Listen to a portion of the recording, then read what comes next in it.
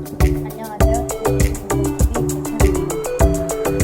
오늘은 한때 시장의 지배자였고 고급차로 각인되어 있는 이 차. 지금은 대중적인 브랜드 때문에 서자로 자리 잡지만 박차를 가하는 이 차.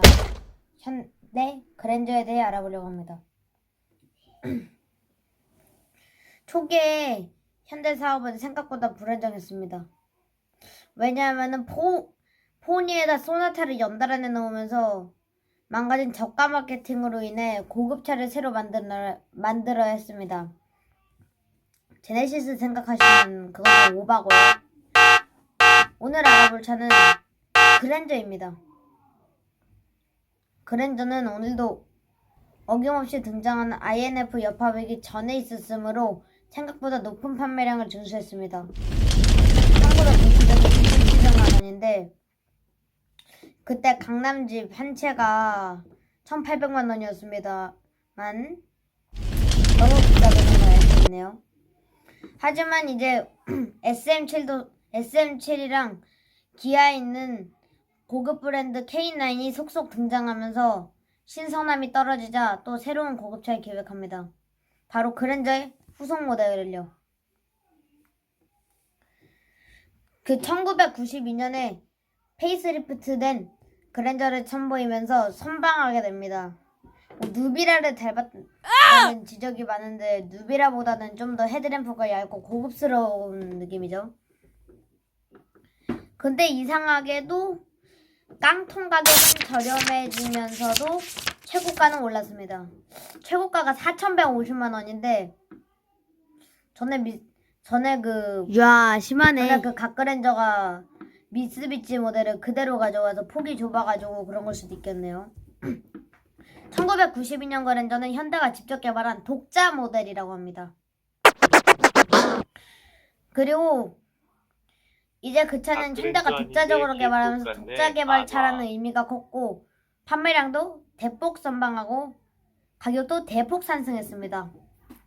What? 실내 역시 갓그랜저가 보여지지 않을 만큼 대단한 인테리어를 자랑했는데요. 지금 1992년 그랜저 실내가 유출되어 있지 않아서 정보는 없지만 확실히 선방했을 걸로 예상됩니다. 그리고 이제는 기존의 저가 마케팅을 대체할 모델들이 많이 하면서 그랜저의 고급감을 떨어뜨렸어요. 그리고 다이너스티의 등장으로 이제 그랜저의 뜻이 달라지면서 저렴하게 했던 그랜저는 고민의 고민 끝에 좀 안 좋은 길을 택합니다. 본래 마르샤의 후속이었던 모델이 마르샤가 폭망하면서 그랜저의 후속 모델로 기획하게 된 건데요. 현대 마르샤가 아닌데 왜 라이벌 모델을 빌려와가지고 왜 페이스리프트 모델은 고급감을 떨어뜨려서 기존보다 전장이 115mm나 더 줄었습니다.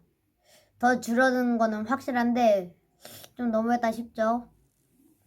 외관은 당시에 스포티지랑 비슷했습니다. 왜냐면 스포티지가 도심적인 것을 겨냥한 거에 비하면 좀 더 고급감이 느껴지는 거였지만 레이아웃이 스포티지의 것을 그대로 크게 키운 것 같은 이미지를 주면서 볼멘 소리가 나오기도 했죠. 그리고 이번에 한 차례 페이스리프트를 거쳤습니다. 페이스리프트라 하기에도 좀 그런 게 그냥 똑같았어요. 똑같다. 왜 똑같았냐면은 그랜저 후속 모델을 개발할 여유가 없었기 때문인데요. 그래도 가격을 높이고 편의 장비를 대거 탑재했고 상품성을 높였지만 오늘도 어김없이 그랜저 XG에 있는 바로 부식 문제로 인해 그 가격이 합당치 않다는 볼멘 소리가 많았고 그걸로 인해 이제 이 그랜저는 단종되게 됩니다.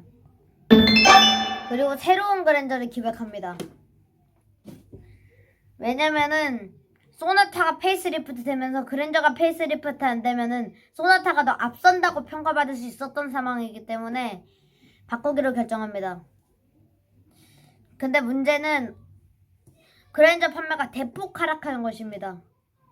소나타랑 너무 닮았는데 앞부분이 헤드램프가 둥근 거 빼면 너무 소나타랑 닮고 뒷바퀴 각도 조절하는 게 소나타에 있었는데 거기 없으면서 볼멘 소리도 나왔어요. 그래가지고 그랜저의 고급감을 떨어뜨리는데 큰 도움이 됐습니다. What? 근데 문제는 이 디자인을 오랫동안 끌고 갔던 것입니다. 그랜저는 이 디자인을 무려 2010년까지 끌고 갔어요.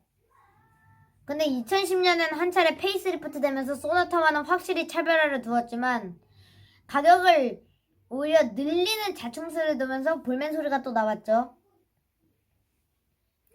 그리고 이제부터 알아볼 차는 어린이들에게도 친숙한 차입니다. 헬로 카봇의 등장 때문이죠.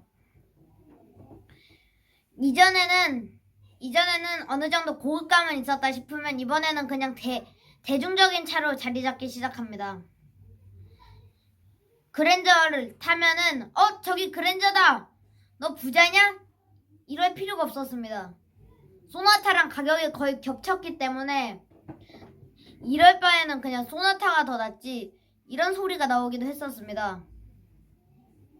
그래서 기존의 저가 마케팅으로 망가진 이미지를 또 한 번 망가뜨리는데 도움이 됐습니다.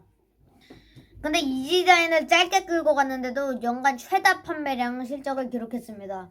대중적인 것 때문일까요? 아니다. 7년 동안 끌고 간 거 좀 심한 거 아닌가요?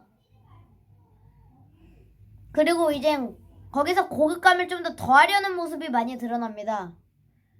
왜냐면은 이제 이 그랜저가 다이너스티가 사라지고 안녕히 계세요, 제네시스가 빠지면서 여러분. 그랜저가 또 최상위 라인업을 차지했기 때문인데요. 물론 가격은 솔라티가 더 비쌌지만 근데 오히려 가격을 늘렸습니다. 뭐 길이가 2cm밖에 안 늘어났는데 좀 이상하죠? 근데 뒷모습은 솔직히 좀 너무했습니다. 뒷모습을 보면은 이럴 바에는 그냥 소나타를 사지 이런 분위기였어요. 왜냐면 뒷모습이 다찌의 슈퍼카를 했기 때문인데요. 요즘에 뭐 어르신들한테 비슷하다고 하면은 뭐 혼내신 다음에 다찌가 더 안 좋다고 그러시는데 JD 파워 보면 다찌가 어쨌든 이제 고급감을 완전히 빼진 않고 고급감을 좀 더한 상태로 출시하기 때문에 신선함이 더 더해졌습니다.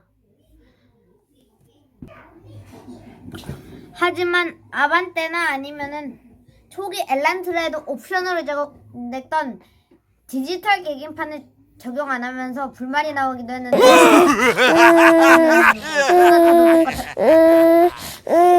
하지만 게임이 올란도에게 유리하게 흘러간 것처럼 이제 게임도 그랜저에게 유리하게 흘러갔습니다. 왜냐하면은 SM7의 콘셉트 모델의 기대를 충족시키지 못하는 양산형 모델을 내놓으면서 볼멘 소리가 나왔기 때문인데요. 근데 문제는 엘란트라가 디지털 계기판 적용했던 것은 그때 유행에 충실히 따른 그래도 가운데는 디지털이라서 그나마 괜찮았습니다. USB 단자 12V 등 그리고 또 안마 조절, 버튼 전동식 리클라이닝, 전동식 시트를 제공하면서 한층 더 고급의 이미지를 어필하게 됩니다. 그리고 이제는 엄청난 모델이 출시됩니다. 이제는 완전히 고급 모델로 출시하게 되면서 다시 고급 이미지를 살리고자 한 걸까요? 다시 더 길어지고 더 커진 그랜저가 탄생했습니다. 무려 2021년도 그랜저로 말이죠. 근데 뒷모습 따라그리기가 정말 어려웠어요. 디자인은 도대체 이걸 어떻게 그린 거? 2022년 성공에도 관여하는 모델이었습니다. 근데 가격이 오히려 더 낮아지면서 볼멘 소리가 나왔었고 그래도 좀 괜찮아진 어우야, 것은 편집각 이제 다시 디지털 해야겠다. 계기판이 적용이 됐던 것인데요. 지금 깔끔하지 않은 걸 보면 그랜저는 깔끔하니까 좀 마음에 드네요.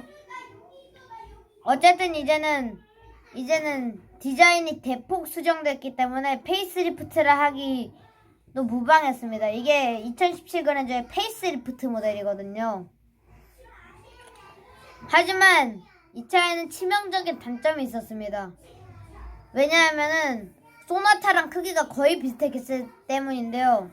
소나타가 훨씬 저렴하면서 이미지를 구겼음에도 불구하고 국산차 판매 1위를 차지하는 정말 놀라운 모델이에요. 지금까지 시작도 창대하고 끝도 창대한 현대 그랜저에 대해 알아봤습니다. 만약 아슬란이 그랜저의 페이스리프트로 모델로 출시됐으면 만족도가 있었을까요? 아니 불만족도가 나왔을까요? 다음에 더 재밌는 이야기로 찾아오겠습니다. 이상